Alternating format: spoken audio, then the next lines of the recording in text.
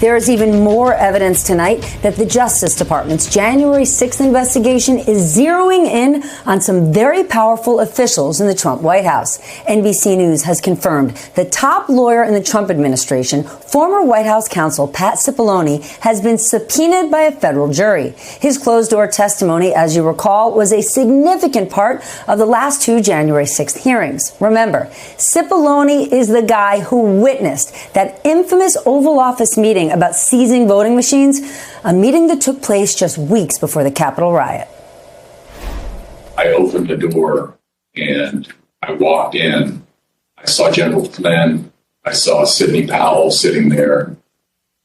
I was not happy to see the people who were in the Oval Office. I don't think any of these people were providing the president with good advice. The idea that the federal government could come in and seize election machines, I don't understand why I would even have to tell you why that's a bad idea for the country. It's a terrible idea.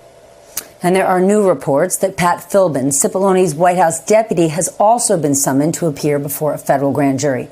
January 6th committee member Adam Kinzinger says Cipollone's testimony could be key. If he goes in front of the grand jury, it shows that this is more than, what did John Eastman do, the attorney that basically came up with that crazy scheme to overturn the election. And it probably is a very deep interest in what the president did. I hope Pat Cipollone actually just tells the truth. Speaking of John Eastman, the New York Times reporting just hours after Joe Biden's inauguration, Eastman emailed Rudy Giuliani about challenging the outcome of runoff elections in Georgia for those two Senate seats that were won by Democrats. Times also adds Eastman wanted Giuliani's help in getting paid after he billed the Trump campaign $270,000.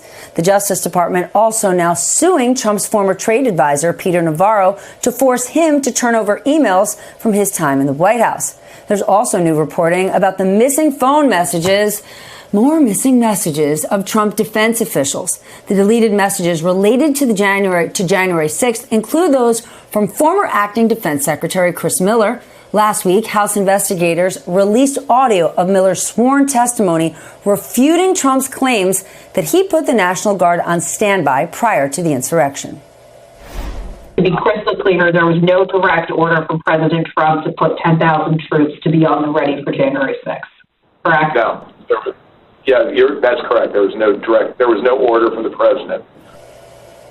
Meanwhile, the former president today is taking credit for the primary defeat of another of the committee's key witnesses. If you remember Rusty Bowers, the Republican Speaker of the Arizona House, who testified about efforts to get him to overturn the 2020 election results, well, he lost his bid for a state Senate seat to a Trump-backed opponent.